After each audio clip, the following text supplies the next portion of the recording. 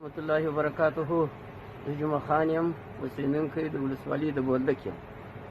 په دې بولدک کې زما استوګه ده، زما ګزاره ده. یو زوی مې درلودی، هغه د بازار څخه را روان و، روزانه یې کوله. زینالله مې و، کریم الله و، دا ورپسې وه. باره یې ونیوی، په دغه موټر یې ووهی. موټر چې ووهی، باره یې په تاسو په مرمۍ یې وویشتی، سره تاسو موټر یې پر تېر کړئ. دا ظلم کافر هم نه کوي، لکه دوی چې وکړي ما سره.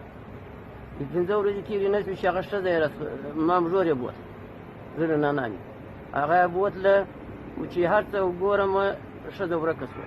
یو وخت دی چې ښځې خبرې وکړې د مور سره چې زه فلاني ځای یم. افسې رالم، باره یې وویله، کریم الله ورته وویله، په دې اسناد کې ورته ویې چې زه فلاني ځای یم. دغه کریم الله په ما خبر دی، زما سره همکاره دی، چې هغه خواته ته اوسه، دا خواته زه یم، دا خواته زه یم، دا حکومت یې پر ما. دا کریم الله و، دا زینالله مې دا په سرحدي کې ولاړ دي، سرحدي کې ولاړ دي، سرحدیان دي، دا د تعدین نفر دي.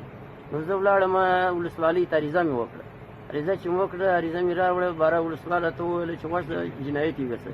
جنایت ته چې ورغلم، ول دغه ورته نه شم کولی، دا پولیس سرحدي پولیس دي، دې ورته زه څه نه شم ویلی، دغه دي سرحدي عسکر دي. باره زه ورغلم تعدین ته. تعدین ته مې وویل، ما دا زما غور وکړه. ده وویل چې دا ما ته په ننګوټه کې پرېږده، د دې دغه مه کوه. نو په دې سره بیا ورغلم والي ته. والي ته چې ورغلم، والي ته مې عریضه وکړه. والي وویل چې ولاړ شه قومندانۍ ته. قومندانۍ ته چې ورغلم، په دې سره بیا نظامي سرمالۍ ته هم ورغلم، هغه هم ولاړ شه قومندانۍ ته. بشر حقوق ته هم ورغلم، ولاړ شه قومندان